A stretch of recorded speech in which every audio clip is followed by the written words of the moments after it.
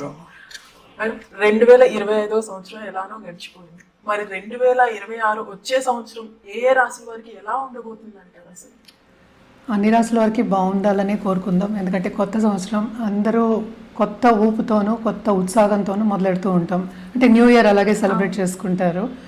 కానీ ఎప్పుడులాగే మనకి ఏంటంటే గ్రహాల మార్పిడి ఉంటుంది, గోచారం ఉంటుంది. సో గోచార రీత్యా మనం చూడాలి అంటే కొన్ని రాసుల వరకు ఎప్పుడు అంతే బాగుంటుంది, కొన్ని రాసుల వరకు అంత బాగుండదు. కానీ ఎప్పటికీ ఏంటంటే 2026 అంటే సంవత్సరం మొత్తం చూడాలి అంటే మనం ఏంటంటే 9 గ్రహాలు చూడలేము. అంటే కొన్ని గ్రహాలు నెలకి మూవ్ అవుతూ ఉంటాయి, కొన్ని గ్రహాలు నెలన్నరకి మూవ్ అవుతూ ఉంటాయి, కొన్ని గ్రహాలు వక్రిస్తూ ఉంటాయి. సో చాలా అలా జరుగుతూ ఉంటుంది. సో మేజర్ గ్రహాలే మనం ఎక్కువ పరిగణలోకి తీసుకుంటాం అన్నమాట. మేజర్ గ్రహాలు అంటే ఏంటి? మనం గురువు, శని, రాహు, కేతువులు, ఇంకా సన్ కూడా తీసుకోవచ్చు. కానీ సన్ మనకి తెలుసు ఎవ్రీ మంత్ మారుతూ ఉంటుంది. 30 రోజులకి, 35 రోజులకి, లేకపోతే 31 రోజు ఇలాగా మారుతూ ఉంటుంది అన్నమాట. సో మోస్ట్ ఇంపార్టెంట్ సన్ మార్పిడి ఎప్పటికైనా 2026లో మాట్లాడుకోవాలి అంటే జనవరి 14కి మకరానికి వెళ్తుంది. సో మకర సంక్రాంతి మనం జరుపుకుంటాం. సో ఏంటంటే మనకి ఎప్పటికైనా సరే కొంతమంది మనకి చూసామంటే ఇండియాలో కూడాను సన్ మూవ్ అయినప్పుడు, సంక్రమణం అయినప్పుడు ఎప్పటికైనా సరే వాళ్ళకి నెల మొదలవుతుంది. మనం ఏంటంటే చంద్రమానం చేస్తాం. చంద్రుడు ఎక్కడ స్థితిలో ఉంటే ఆ మాసం మనం తీసుకుంటాం అనమాట. అదే ఇప్పుడు రోహిణి నక్షత్రం కానీ మృగశిర మాసం అలా చెప్పుకుంటూ ఉంటాం అన్నమాట. శ్రవణ మాసం అలా చెప్తాం. సో ఎక్కువ ఏంటంటే మనం చూసుకునేది చంద్రమానం. కొంతమంది ఏంటంటే సన్ చూసుకుంటారు. అలాగే టామిల్ న్యూ ఇయర్స్ డే మనం చూడాలి అంటే కనుక వాళ్ళకి April 14th సన్ ఉచ్చారణ కూడా వస్తుంది. అప్పుడు ఏంటంటే మేషంలో ఉంటుందన్నమాట. తర్వాత మళ్ళీ 15కి మనకి ఐ థింక్ 15th 16th మనకి మళ్ళీ ఏంటంటే వృషభానికి మూవ్ అవుతుంది. సన్ 1 మంత్కి మూవ్ అవుతూ ఉంటుంది అనమాట. అంటే February 14th ఏమో మనకి కుంభానికి వెళ్ళడం. తర్వాత మనం చూసాము అంటే మనకి March I think 16th 17th అంటే 1 డే ఇటు అటు అవుతుంది. మనం ఎగ్జాక్ట్గా ఏంటంటే క్యాలెండర్ పెట్టే చెప్పగలం, అన్ని గుర్తుపెట్టుకోలేము. సో సన్ సంక్రమణం కూడా మనం చూసుకుంటూ ఉంటాము. ఇంకోటి ఏంటంటే జూపిటర్ అంటే మేజర్ గ్రహం మనకి. ఆయన పోయిన సంవత్సరం అంటే మనకి లాస్ట్ డిసెంబర్లో కూడా అంటే 2025లో వక్రించి ఉన్నారనమాట. ఆయన ఏంటంటే మనకి కర్కాటకానికి వెళ్తున్నారు. కర్కాటకానికి వెళ్తే ఏంటంటే ఉచ్చస్థితిలో ఉంటారు. సో ఈ సంవత్సరం కొంతవరకు ఉచ్చస్థితిలో ఉంటారనమాట. అదేంటంటే ఎప్పుడు అవుతోంది అంటే మార్చ్కి అవుతోంది, March 11th. దాని తర్వాత ఏంటంటే ఆయన 31st అక్టోబర్కి ఏమో సింహానికి వెళ్తున్నారు. అంటే ఏంటి ఉచ్చస్థితిలో మనకి మార్చ్ నుంచి అక్టోబర్ వరకు ఉంటున్నారు. అంటే ఆల్మోస్ట్ November 1st అనుకుందాము. తర్వాత శని వక్రించడం ఏంటంటే 27th జూలై ఆయన మీనంలో ఉన్నారు. తర్వాత ఏంటంటే 11th డిసెంబర్కి ఆయనేమో డైరెక్ట్ అవుతున్నారు.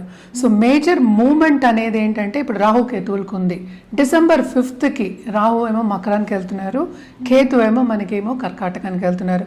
సో ఇవి చిన్న గ్రహస్థితులు అంతే, మొత్తం మాట్లాడుకోలేదు. ఇంకా గ్రహాలు ఉన్నాయి అంటే ఏంటంటే మనకి శుక్రుడు ఉన్నారు, బుధుడు ఉన్నారు, తర్వాత ఏమో కుజుడు ఉన్నారు.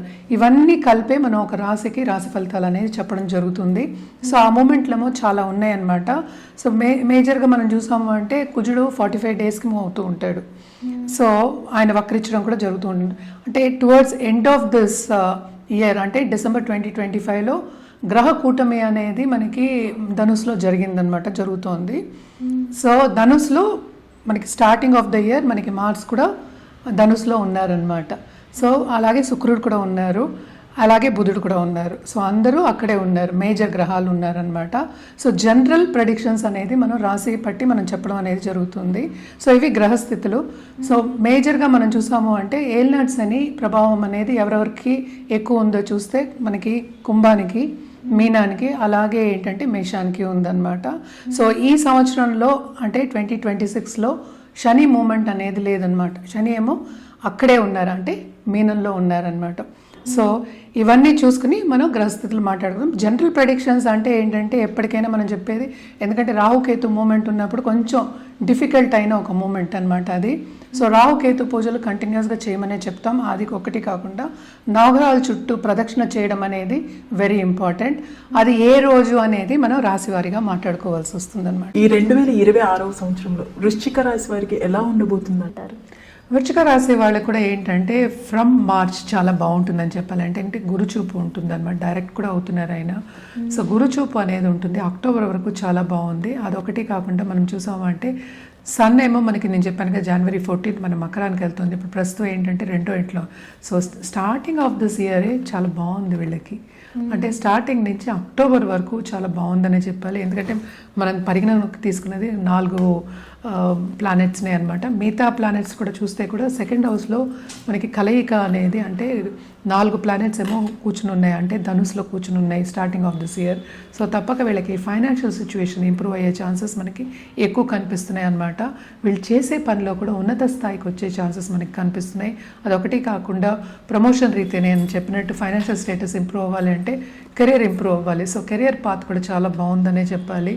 సో ఎవరైనా స్టార్టప్స్ ఉన్న వాళ్ళకి కానీ, లేకపోతే ఇంట్లోంచి పనిచేసే వాళ్ళకి కానీ, కన్సల్టెంట్స్ కానీ, ఇండివిజువల్ కన్సల్టెంట్స్ కానీ తప్పక వాళ్ళకి ఉన్నత స్థాయికి వెళ్ళే ఛాన్సెస్ ఈ ఇయర్లో మనకి కనిపిస్తున్నాయి అన్నమాట. అండ్ ఆల్సో మనం చూసామంటే కేతు కూడా మనకి మూవ్ అవుతున్నారు డిసెంబర్లో. అలాగే ఏంటంటే మనకి 3వ ఇంటికి రాహు మూవ్. సో క్రియేటివ్ పీపుల్కి towards end of this year, అంటే మనకి నవంబర్ నుంచి మనం తీసుకున్నామంటే బాగుంది. ఏదైనప్పటికీ కష్టపడింది ఏమీ రాదు కనుక తప్పక కష్టంతో కూడిన పని వీళ్ళకి కనిపిస్తోంది. అదొకటి కాకుండా 5th హౌస్లో మనకి 4th లార్డ్ ఉన్నాడు. అంటే ఏంటి, 3rd 4th లార్డ్ ఏమో శని అయ్యారు, శని ఏమో 5th హౌస్లో ఉన్నారు. సో లక్ అనేది ఫేవర్ అవుతుంది. అంటే ఏంటి, శనికి సర్వీస్ అంటే చాలా ఇష్టం. అంటే ఏంటి, 1కి 2 సార్లు ఏదైనా ప్రయత్నిస్తే కనుక తప్పక సక్సెస్ సాధించే ఒక సంవత్సరం కింద 2026 మనం వృశ్చిక రాశి వాళ్ళకి చెప్పుకోవాలన్నమాట. సో తప్పక వీళ్ళకి చాలా బాగుంటుంది. ఎస్పెషలీ మనం చూసాము అంటే మనకి జూన్ నుంచి అక్టోబర్ వరకు బ్రహ్మాండంగా ఉంటుందని చెప్పాలి. ఎందుకంటే 2nd and 5th lord exaltation పొజిషన్లో ఉంటారు. సో తప్పక వీళ్ళకి ఫైనాన్షియల్ స్టెబిలిటీ ఉంటుంది. దాంతోపాటు ఎవరి దగ్గర నుంచి లోన్స్ తీసుకోవడం కానీ, లోన్స్ ఇవ్వడం కానీ చేస్తుంటే కనుక తప్పక అది కూడా స్టేబుల్ అవుతుంది సిచ్యువేషను. స్టేటస్ ఇంప్రూవ్ అయ్యే ఛాన్సెస్ కూడా మనకి ఎక్కువ కనిపిస్తున్నాయి. నేను చెప్పినట్టు క్రియేటివ్ పీపుల్కి తప్పక లాట్ ఆఫ్ ఆపర్చునిటీస్ ఉంటాయన్నమాట. తప్పక ఆ దిశలో నడవడం కానీ, ఇన్వెస్ట్మెంట్స్ తెచ్చుకోవడం కానీ ఇవన్నీ కూడా జరిగే ఛాన్సెస్ ఉన్నాయి. అలాగే బిజినెస్ పీపుల్ కూడా తప్పక విస్తరిస్తారు. చాలా బాగుంటుందని చెప్పుకోవాలి. మంచి యోగాలు స్టార్టింగ్ ఆఫ్ ద ఇయర్, అంటే 2వ హౌస్లో కూటమి జరగబోతోంది కనుక తప్పక చాలా, అంటే జూపిటర్ చూస్తున్నారు, ఆయన ఓన్ హౌస్ని చూసుకుంటున్నారు స్టార్టింగ్. సో తప్పక ఫైనాన్షియల్ ఇంజెక్షన్ కానీ, ఫైనాన్షియల్ ప్రొజెక్షన్స్ కానీ చాలా ఎక్కువ ఉన్నాయి.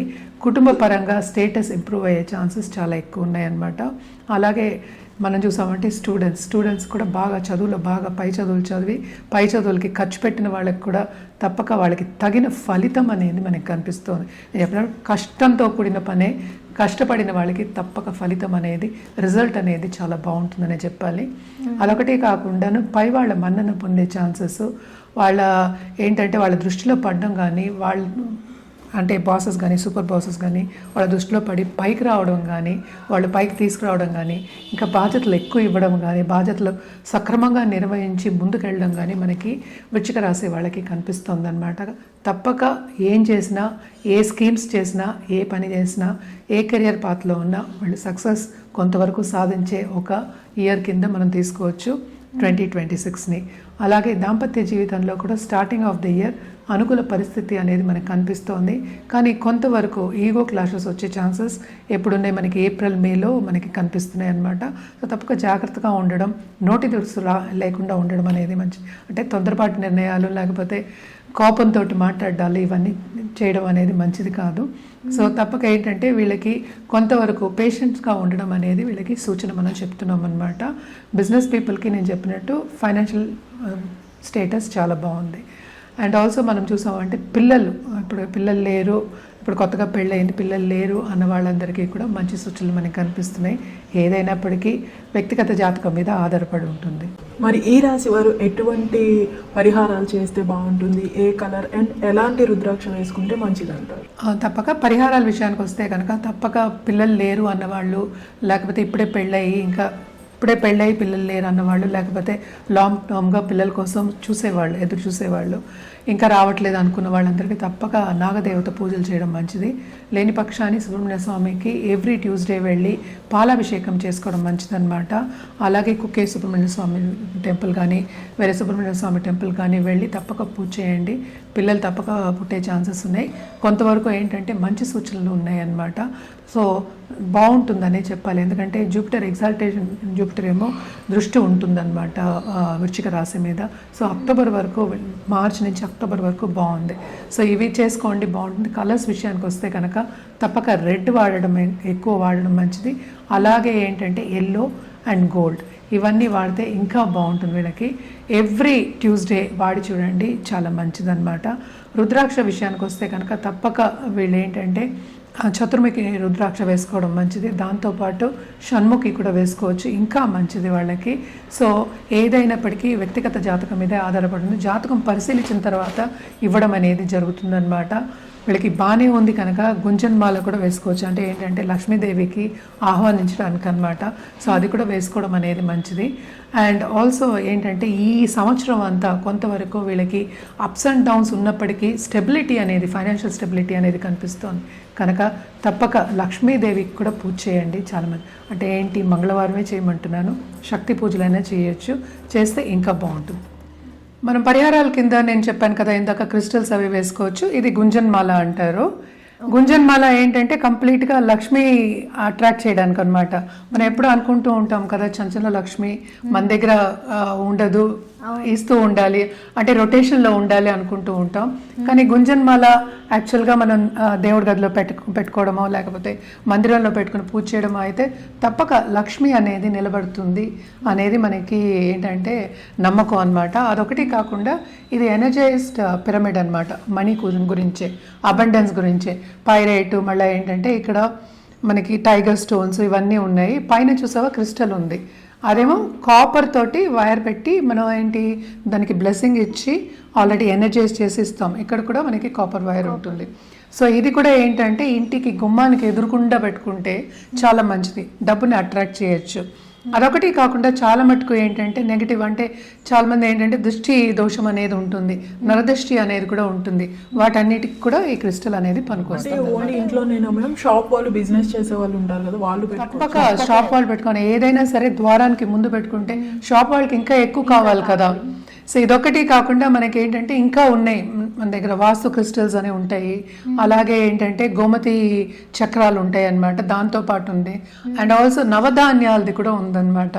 అలాగే రుద్రాక్షది కూడా ఉంటుంది. సో రుద్రాక్ష పెట్టి నేను మనం ఇది పిరమిడ్ ఇస్తాం. సో ఇవన్నీ కూడా వాళ్ళు ఎదురుకుండా పెట్టుకోవచ్చు, ఎందుకంటే ఎనర్జైజ్ చేసింది ఎప్పటికైనా సరే మనకి బ్లెస్సింగ్స్ అనేది ఉంటుంది. సో బ్లెస్ చేసింది ఏంటంటే మన బ్లెస్సింగ్స్ తిరిగి వస్తాయి. సో తప్పక ఏంటంటే ఇవన్నీ ఎదురుకుండా పెట్టుకోవడం అనేది మంచిది, గుమ్మానికి ఎదురుకుండా, లేకపోతే ఏంటంటే వాళ్ళ షాప్కి ఎదురుకుండా. సో మోస్ట్ ఆఫ్ దమ్ నన్ను క్వశ్చన్ అడిగేది కూడా నరదృష్టి గురించి అడుగుతూ ఉంటారు. నరఘోష అంటూ ఉంటాం, అంటే ఏంటి, ఒకటి నెగిటివ్గా చెప్తే ఆ నెగిటివ్ మనకి వస్తున్నప్పుడు పాజిటివ్గా పెట్టుకోవడం అనేది మంచిది కదా. సో పాజిటివ్గా కావాలి అన్నప్పుడు ఏంటంటే పాజిటివ్ థాట్స్ రావాలి. ఇప్పుడు నలుగురు వస్తారు, నలుగురు పాజిటివ్గా ఆలోచిస్తారని మనకి తెలియదు కదా. సో అందుకోసమని మనం ఏంటంటే కొంచెం అట్రాక్ట్ చేయడానికి ఇలాంటివన్నీ మనం సజెస్ట్ చేస్తూ ఉంటాము. అది కూడా ఏంటంటే జాతకం చూసి సజెస్ట్ చేయడం అనేది జరుగుతుందన్నమాట.